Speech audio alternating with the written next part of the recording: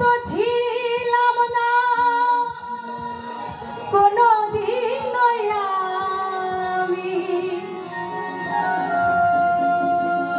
এমন তো ছিলাম না কোনদিন আমি আয়েশা ম্যাডামকে দেখার আগে।